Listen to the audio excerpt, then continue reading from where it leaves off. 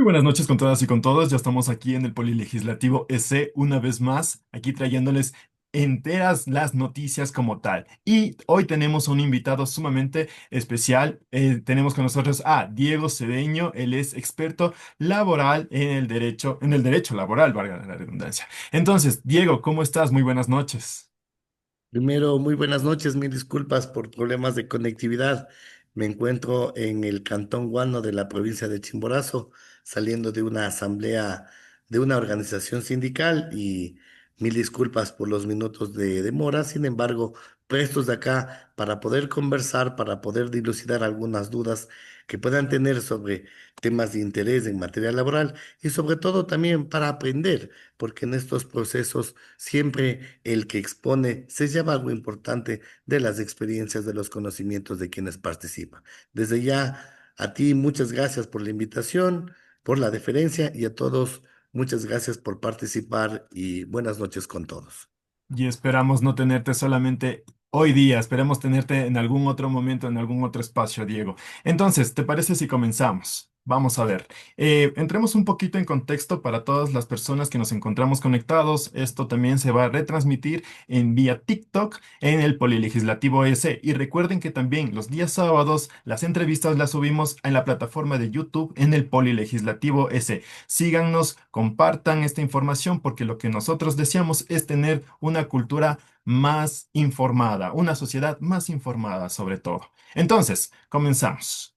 Diego, la Corte Constitucional dio paso entonces a la pregunta sobre el trabajo por horas en el sector turístico, siempre que se trate de la primera relación laboral, y esta será tramitada mediante vía enmienda constitucional.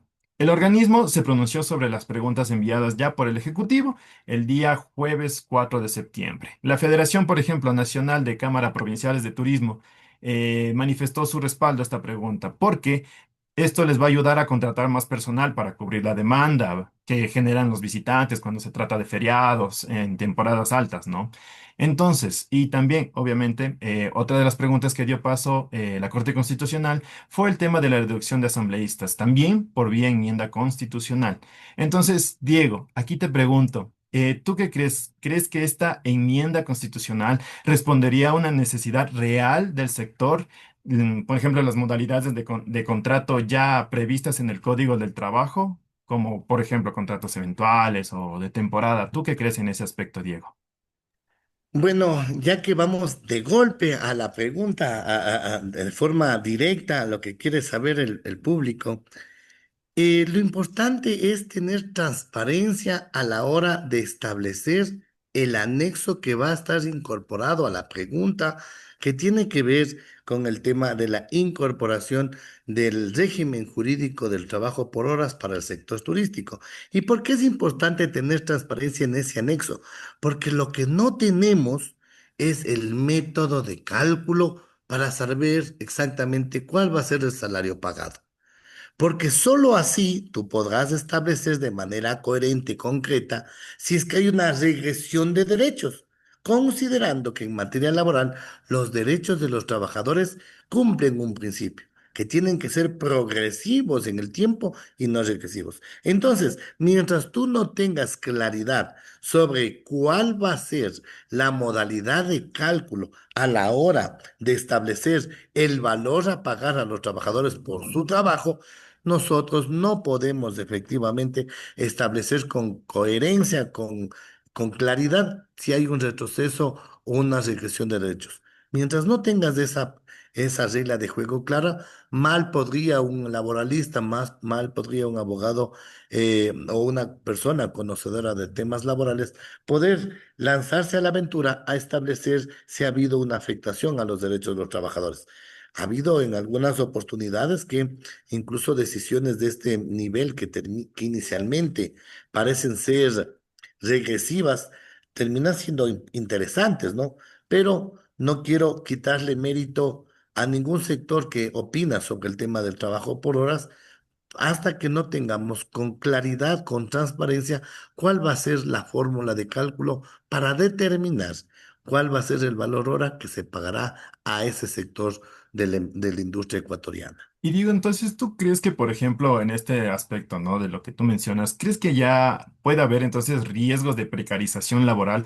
¿Podrían tal vez, como en algún momento, implementarse en los contratos por horas? Tal vez ahorita, por ejemplo, cuando ya de paso la Asamblea Nacional de algunas leyes que tenga que reformar a partir del pronunciamiento de la consulta popular, ¿no? Entonces, ¿crees que, por ejemplo, puede haber una precarización laboral en ese aspecto, en el sector turístico, Ya. más bien? Sí, yo quisiera solo hacer una breve reminiscencia histórica. Mira, en el año 2008, con la promulgación del mandato constituyente número 8, es decir, hace 17 años, se eliminó toda forma, y así lo decía la norma, toda forma de precarización de la relación laboral, y nos daban tres ejemplos que tenía vívido el Ecuador en ese momento: intermediación, tercerización y contrato por horas. Mira, para el imaginario de la sociedad ecuatoriana, para los legisladores y los asambleístas de aquel momento histórico del Ecuador, la contratación por horas se consideró como una de tantas formas que hay para precarizar derechos laborales.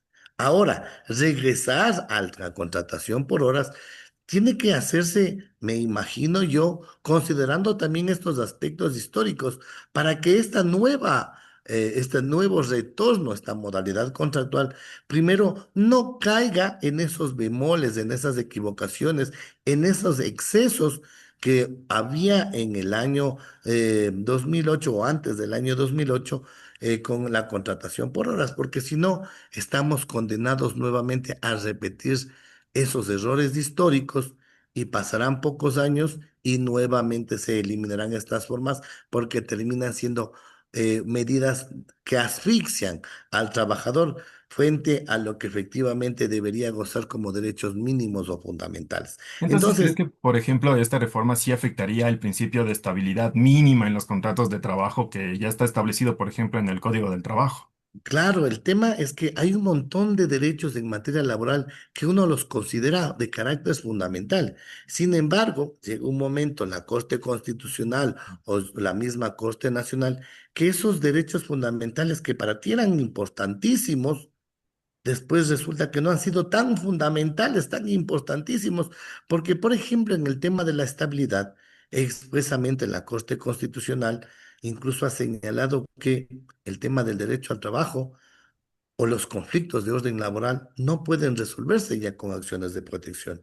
Entonces, desde mi visión, la Corte Constitucional ha señalado que el derecho constitucional al trabajo, incluido el tema de la estabilidad, ya no es un derecho tan fundamental, pues porque la Corte ha dado un paso al costado y expresamente en sus jurisprudencias ha señalado que ahora todo eso se lo reclame en las vías que correspondan. Si eres Código del Trabajo, ante los jueces del trabajo, y si eres servidor público ante el Tribunal Contencioso Administrativo. Entonces, ahí viene un tema un poco complejo porque la estabilidad debería entenderse como un derecho fundamental, porque si tú tienes de estabilidad, tú puedes planificar de mejor manera tu plan de vida. Alguien que tiene una estabilidad laboral, por ejemplo, ya sabe que hoy que estamos septiembre, mañana que será octubre, tendrá ingresos que le van a permitir, por ejemplo, endeudarse en una casa, endeudarse en los pagos de los estudios de sus hijos, endeudarse en la adquisición de un vehículo, de un terreno, proponer un emprendimiento pequeño, mediano, porque tiene un sustento, una base económica que le va a permitir cubrir aquello. Sin estabilidad, tú no puedes realizar esas actividades. Mira, incluso el sistema financiero nacional, para darte cualquier línea de crédito, ¿qué es lo que te pide? Estabilidad. ¿Por qué? Porque te dice, no me importa si tienes bienes, incluso ahora la visión financiera para el tema crediticio, no le interesa si tienes bienes o no, porque incluso los bienes ahora inmuebles pueden estar sujetos a depreciación, pero sí le interesa que tengas estabilidad, porque esa estabilidad te permitiría mes a mes cumplir tus obligaciones. Entonces, la estabilidad tiene que ser considerada en nuestro país como primero la característica fundamental de toda vinculación laboral. Ahora, que hay giros de negocio que no pueden tener trabajadores de forma permanente, es lógico, es coherente. Por ejemplo, en el sector de la obra civil.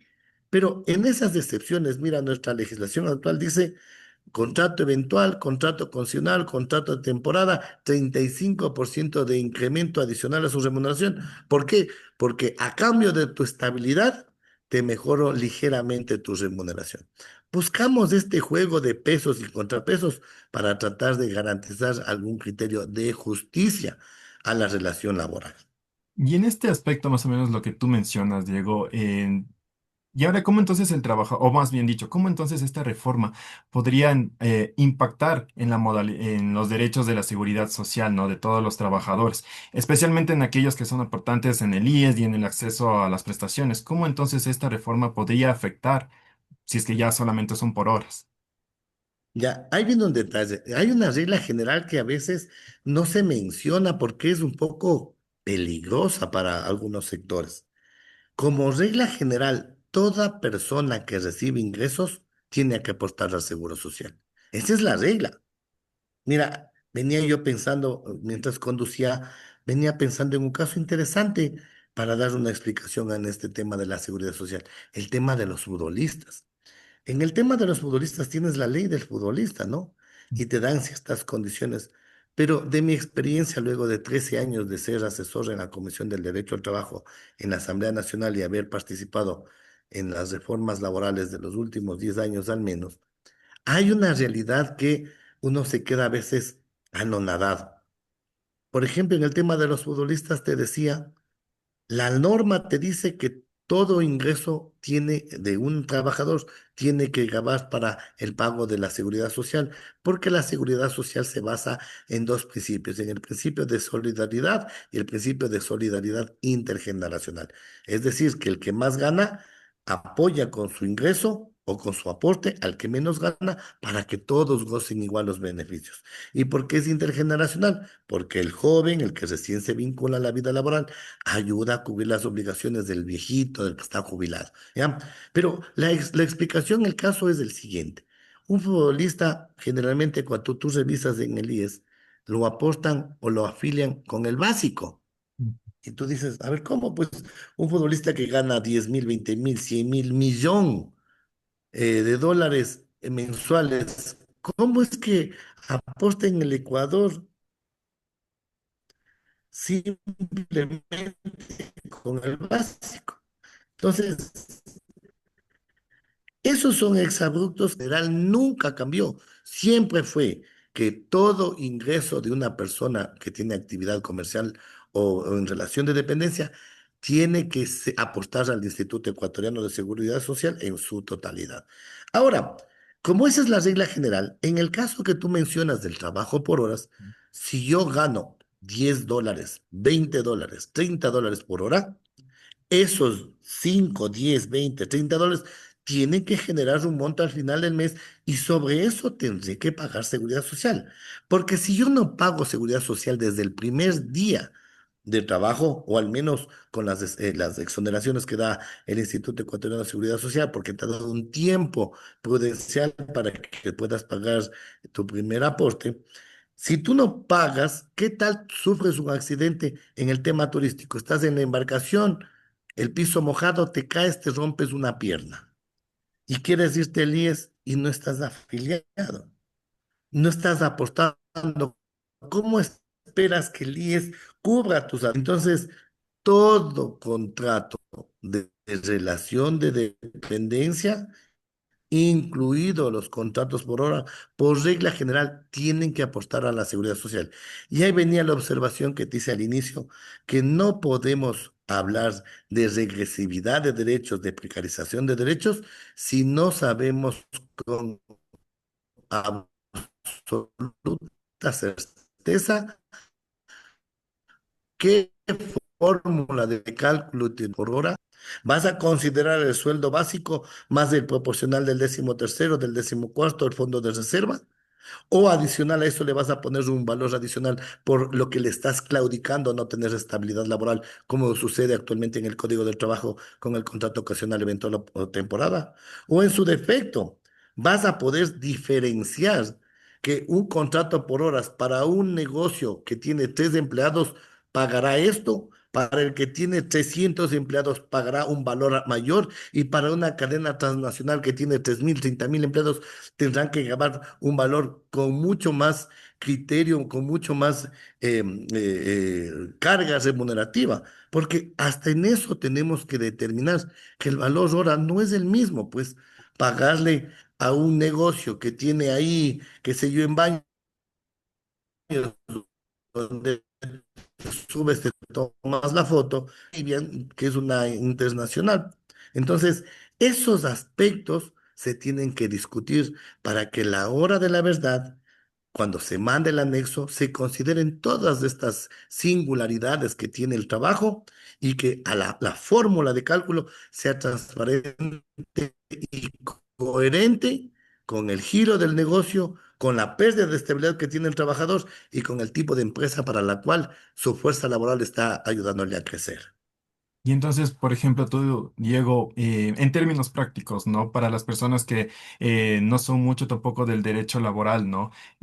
Como digo, términos prácticos, ¿cómo crees entonces qué garantías deberían establecerse para que un contrato por horas no vulnere los derechos irrenunciables del trabajador? Porque muchos mencionan y dicen, bueno, ya por lo menos no me quedo en casa realizando cualquier otra inactividad, ¿no? Pero si es que ya por lo menos estoy con un trabajito, ya estoy ingresando ingreso, por lo menos. Pero lo que no se dan cuenta es que esto está vulnerando ciertas garantías constitucionales que debería tener. Pero en términos prácticos, ¿tú qué podrías entonces decirnos con esto? Ahí el tema no tiene que resolverse de forma jurídica, te soy muy sincero, tiene Ujú. que resolverse de forma matemática. Lo mínimo que deberías tú incorporar para el cálculo de cuánto será el valor hora es al menos sumar el valor del salario básico más el proporcional del 13.º, más el proporcional del 14.º y algún rubro adicional sin que eso le exonere al empleador a pagar la afiliación al IES. Entonces, solo la sumatoria, así grosso modo, Ujú. sumando el sueldo, más el proporcional del 13.º, más el proporcional del 14.º, partiendo del sueldo básico, ¿sí? Sí. Lo mínimas básicas que necesitas para trabajar. El monto que te saldría, recuerda, escucha esta cifra, $3.42 por hora. Ya, $3. Sí, pero ese valor tendría que sumársele algún incentivo adicional. ¿Sí me escucha? Sí, Que sí, yo sí te podría escucho. vivir. Ya, entonces, el detalle es que incluso sumando el 13.º, el 14.º, la remuneración y ese valor dividiéndole para 160, te saldría $3.42 el valor hora, pero eso no es un valor justo, porque ese valor no considera que tú no tienes estabilidad, que en cualquier momento te dicen, ¿sabe qué? Hoy trabaja 2 horas y mañana ya no trabaja. No, no. Incluso en el tema de horas deberíamos garantizar estabilidad básica, aunque la modalidad de cálculo de tu remuneración sea en virtud de tu trabajo efectivo, al menos darle la certeza al trabajador que tienes un contrato por horas, por un mes, por 2 meses, por 3 meses, por 6 meses, pero dale esa claridad. Lo que sí no puede incorporarse en la contratación por hora es que los candos se les termine esa relación laboral y para que continúen se les desme con recontratar bajo la modalidad por horas. Entonces, como tú me decías, dame cuestiones, hechos reales, ¿qué es lo que tú crees que debe considerarse para el pago de horas? Primero, que incluya todos los beneficios laborales. Es decir, que en el cálculo del valor hora esté incluido el 13.º, el 14.º como mínimo. Que se incluya también el proporcional de las vacaciones, porque nunca te hablan de las vacaciones. Entonces, que incorpore al menos 13.º, 14.º vacaciones, fondos de reserva en el mejor de los escenarios y un monto adicional por este retroceso, por esta pérdida de estabilidad que tienes. Y solo ahí se dividirá para el número de horas efectivas que ha trabajado el trabajador y sobre eso se cancelará. Eso sería lo mínimo que debería considerarse, a más de que cada pago por hora, cualquier trabajador que trabaje social, al menos un régimen especial, pero que le protejan de todos los contingentes que tienen los trabajadores en general, porque si no, estarías proponiendo una especie de discriminación. Trabajadores tipo A, aquellos que tienen contrato a plazo indefinido y trabajan en un horario regular, y trabajadores tipo B, con contrato por horas que no tendría afiliación a la seguridad social. Entonces, no puedes generar una norma, sería inconstitucional generar este proceso discriminatorio. Entonces, incluso con todas estas valoraciones, todo trabajador por horas tendrá obligatoriamente que ser afiliado. Entonces, ¿crees que esto, por ejemplo, no respeta el principio de igualdad, sino esto más bien, o no discriminación? Entonces, Claro, pues, porque no. mira, si es que, y ahí viene un Mm. detalle, por eso eso es lo interesante. La pregunta está, la Corte hizo sus análisis, consideró todos estos aspectos, pero al final, como te menciono, exigimos transparencia, que cuando mande el señor presidente de la República el anexo a la pregunta, que en ese anexo se hagan todas estas consideraciones, que se haga la consideración de cómo vas a calcular el valor hora para pagarle al trabajador. Y si es que vas a considerar que hay una diferencia en trabajar en una bananera de 4 empleados que trabajar en una bananera de 4.000 empleados, porque no son los mismos. Recuerda, en este análisis que estamos haciendo, nos olvidamos de un derecho importantísimo que sí tienen los trabajadores del sector privado en general, y es el tema de las utilidades. El 15% que tienen derecho a las utilidades en una proporción del 10% a los trabajadores y el 5% a los hijos de los trabajadores, este beneficio tampoco se ha considerado o se ha incluido en el pago de horas. Antes en la legislación, y ahí es interesante hacer un análisis histórico, cuando antes del 2008, en el 2006 y en el 2007, el Ministerio de Trabajo dio la autorización para que se creen estas empresas que daban servicios de intermediación, de tercerización, y ahí se aplicaba el contrato por horas y demás. Pero para el 23 de junio del 2006, cuando se hace una ley reformatoria al Código del Trabajo, se incluyen algunas incorporaciones para el tema de la contratación por tercerización y contratación por horas. ¿Y qué es lo que se decía? Que incluso los trabajadores por horas, los intermediados y los tercerizados podrían cobrar utilidades. Si tú haces un símil con lo que ahora se llama servicios complementarios o técnicos especializados, que es lo mismo en la tercerización y la intermediación, sino que con otro nombre y para sectores muy específicos, estos trabajadores tienen también derecho a las utilidades. ¿Cómo no también garantizar ese derecho al trabajador por horas? Ahora, las fórmulas de cálculo de estos beneficios es lo que nos queda en duda. Porque no podrías, insisto, por una ley, quitarle derechos a los trabajadores que les son generales comunes para todos. No puedes hacer una diferencia de trabajadores tipo A y tipo B. Acá lo que ya se ha conculcado es la estabilidad, pero lo que buscamos ahora es que en alguna medida esa pérdida de estabilidad no conlleve a la pérdida o el retroceso de otros beneficios. Insisto,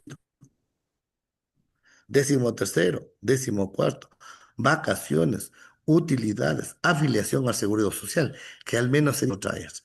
Y no descuidar también que no es lo mismo pagar un trabajador por horas que trabaja de 8 de la mañana a 4 de la tarde que un trabajador que trabaja de 12 de la noche a 6 de la mañana. Porque incluso en nuestra legislación actual hay recargos, hay sobretiempos que se pagan. Entonces, el trabajo por horas también debería responsabilizarse, incrementar el pago en virtud del tipo de jornada cual tú prestas tus servicios lícitos y personales. Perfecto. Estamos ahorita entonces con Diego Cedeño Poveda, experto laboral en materia también de toda su experticia. Hoy vamos a poder también preguntar acerca de la Asamblea Nacional, Diego, ya que no nos queda mucho tiempo. Así, medio breve. Con el tema de la reducción de asambleístas, ¿tú qué opinas? ¿Estás a favor o estás en contra en este aspecto con la reducción?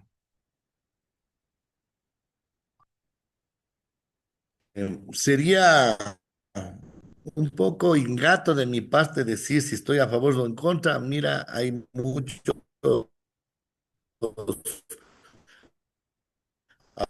asambleístas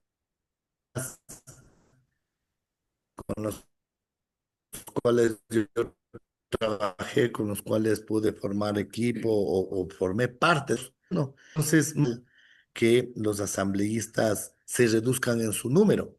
Lo que sí deberíamos es promover la especialización de los asambleístas, la especialización de sus equipos. ¿Por qué? Porque el asambleísta tiene que ser un contrapeso del Estado, del poder ejecutivo.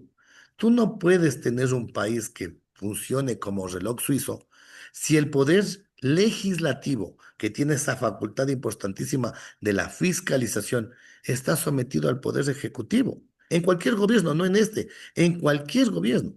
Entonces, si tú tienes un poder legislativo que no hace fiscalización por temor, por sumisión o por lo que sea, no cumple la naturaleza de su función. Recuérdate esto de la división de poderes en el Estado, lo que busca es ese equilibrio, que no uno u otro hagan acá dictadura, sino que todos se puedan controlar unos a otros para que funcionen de mejor manera, para que no haya corrupción, para que la una función, si está cometiendo un acto ilegal o corrupto, la otra le llame la atención. Y como están en igualdad de fuerzas, puedan sancionarse y autorregularse, para que funcione bien un gobierno. Eso era lo importante de generar este juego de pesos y Diego, contrapesos que se llama división de poderes. y Diego, en Pero 2 minutos eso, tal vez. yo creo que eso es importante. Ahora, claro, Y Diego, en 2 minutos tal vez, ¿tú qué mensaje dejarías entonces a todos aquellos que quisieran entonces en este aspecto del trabajo por horas? ¿Qué mensaje dejarías final? para mí lo más importante en la contratación por horas es el respeto a la dignidad de la persona trabajadora, porque es un ser, hay que darle un trato igualitario que cualquier otro trabajador.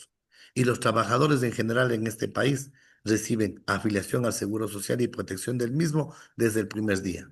El respeto al 13º sueldo o bono navideño, el respeto del 14º o bono escolar, el respeto a sus vacaciones y el respeto al goce de utilidades por el aporte que él hace para el crecimiento y rendimiento favorable de la empresa.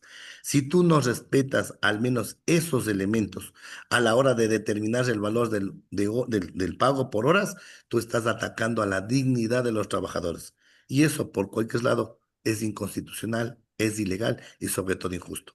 Pongámonos en los zapatos de los trabajadores y también de los empleadores, porque el empleador también tiene que responder con su corresponsabilidad social, porque si le paga bien al trabajador, el trabajador puede tener capacidad de consumo. Y si hay consumo, hay crédito. Y del sector inmobiliario, del sector de bares y restaurantes, del sector turístico y demás.